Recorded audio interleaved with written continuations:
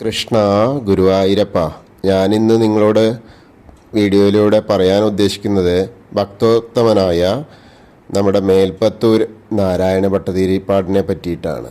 അദ്ദേഹത്തിൻ്റെ ജനനവും അതുപോലെ അദ്ദേഹത്തിന് വാതരോഗ ശമനവും ഒക്കെ ഉണ്ടായ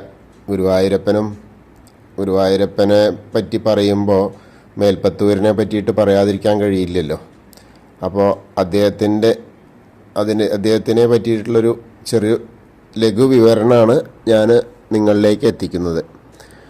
അദ്ദേഹം പൊന്നാനി താലൂക്കിൽ തിരുനാവായ റെയിൽവേ സ്റ്റേഷനടുത്തായി, പഴയ പേര് എടക്കുളം എന്നാണ്. ഇന്ന് സ്ഥിതി ചെയ്യുന്ന കുറുമ്പത്തൂർ അംശത്തിലാണ് മേൽപ്പത്തൂർ ഇല്ലം. തിരുനാവായ ക്ഷേത്രം ഇതിനടുത്ത്. നാരായണ ഭട്ടതിരിയുടെ അച്ഛൻ മാതൃദത്ത ഭട്ടതിരിയായിരുന്നു. ഭാരതപ്പുഴയുടെ തീരത്തുള്ള മേൽപ്പത്തൂരിൽ നിന്നുള്ള ഒരു നമ്പൂതിരി കുടുംബത്തിലാണ് ജനിച്ചത്. മാമാങ്കത്തിനൊക്കെ പേരിൽ പ്രശസ്തമായ തിരുനാവായയ്ക്ക് അടുത്താണ് മേൽപ്പത്തൂര്. ഭട്ടതിരിയുടെ പിതാവ് മാതൃദത്തൻ പണ്ഡിതനായിരുന്നു. മാതൃഗ്രഹം മീമാംസാ പാണ്ഡിത്യത്തിന് പേരുകേട്ട പയ്യൂരില്ലായിരുന്നു. അദ്ദേഹത്തിന് ദാമോദരൻ എന്നൊരു ചേട്ടനും മാതൃദത്തൻ എന്നൊരു അനുജനും ഉണ്ടായിരുന്നു. ബാല്യത്തിൽ പിതാവിൽ നിന്ന് മീമാംസാദി അഭ്യസിച്ചു. പിന്നീട് മാധവൻ എന്ന ഗുരുനാഥനിൽ നിന്ന് ഋഗ്വേദം, ദാമോദരൻ എന്ന ജ്യേഷ്ഠനിൽ നിന്ന് തർക്കശാസ്ത്രം, അച്യുത പിഷാരടിയിൽ നിന്നും തർക്കശാസ്ത്രം എന്നിവ പഠിച്ച് 16-ാം വയസ്സിൽ പണ്ഡിതനായി. നാരായണ ഭട്ടതിരി സ്വജാതിയിൽ നിന്ന് വിവാഹം കഴിക്കാതെ തൃക്കണ്ടിയൂർ അച്യുത പിഷാരടിയുടെ അനന്തരവളെ പത്നിയാക്കി. അച്യുത പിഷാരടിക്ക് ശിഷ്യനായിരിക്കെ തന്നെ ഗുരുവിനെ ബാധിച്ച വാതരോഗം ബ്രാഹ്മണ ശിഷ്യൻ്റെ കടമ എന്ന നിലയ്ക്ക് കർമ്മവിഭാഗ ദാനത്തിലൂടെ സ്വീകാരത്തിലൂടെ ഭട്ടതിരി സ്വീകരിച്ചു. അങ്ങനെ ഭട്ടതിരി 26 വയസ്സായപ്പോഴേക്കും വളരെ വാതരോഗം കൊണ്ട് ബുദ്ധിമുട്ടിയ ആളായി. അത് വളരെ ഐതിഹ്യമുള്ള കാര്യം തന്നെയാണ്.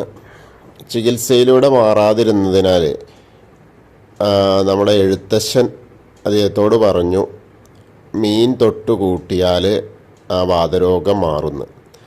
അപ്പോൾ അങ്ങനെ വാതരോഗഹരനായ ഗുരുവായൂരപ്പനെ ഭജിച്ചു.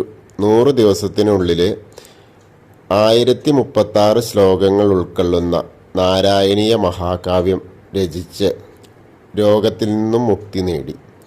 നാരായണീയ രചന അവസാനിച്ചപ്പോൾ അദ്ദേഹത്തിന് 27 വയസ്സേ ഉണ്ടായിരുന്നുള്ളൂ. നാരായണീയം ഭക്തിസാന്ദ്രമായ സംസ്കൃത കൃതിയാണ്. പ്രാർത്ഥനാരൂപത്തിലാണ് നാരായണീയം എഴുതിയിട്ടുള്ളത്. 1034 ശ്ലോകങ്ങളാണുള്ളത്. ഭാഗവത പുരാണത്തിലെ 14,000 ശ്ലോകങ്ങളുടെ ചുരുക്കരൂപമാണ് നാരായണീയം. 1586 എഴുതപ്പെട്ടത്. വാതരോഗത്താൽ കഷ്ടപ്പെട്ടിരുന്ന മേൽപ്പത്തൂരിന് പണ്ഡിതനും കവിയുമായ എഴുത്തച്ഛനാണ് പ്രതിവിധിയായി മീൻ തൊട്ടുകൂട്ടുക എന്ന ഉപദേശം നൽകിയത്. മേൽപ്പത്തൂരിന് മനസ്സിലായതുകൊണ്ട് അദ്ദേഹം വിഷ്ണുവിൻ്റെ മത്സ്യം മുതലുള്ള ദശാവതാരമാണ് മനസ്സിൽ കണ്ടത്.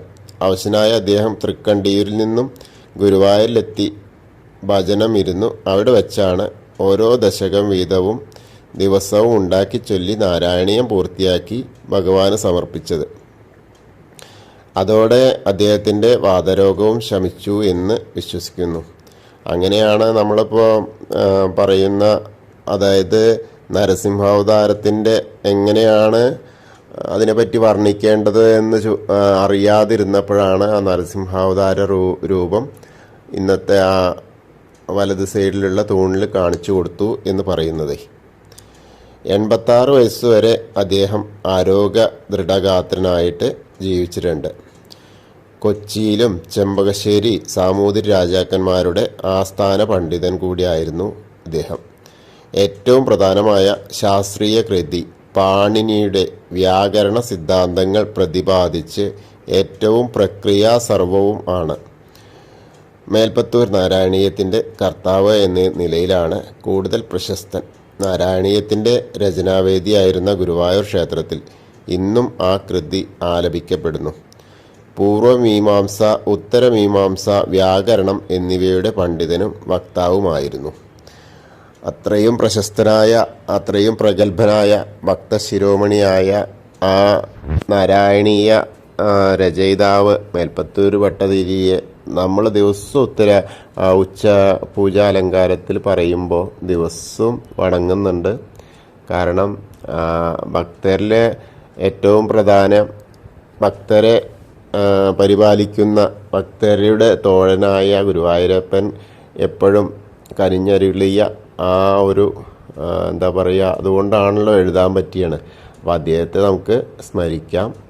ഹരേ കൃഷ്ണ. ഗുരുവായൂരപ്പ ശരണം.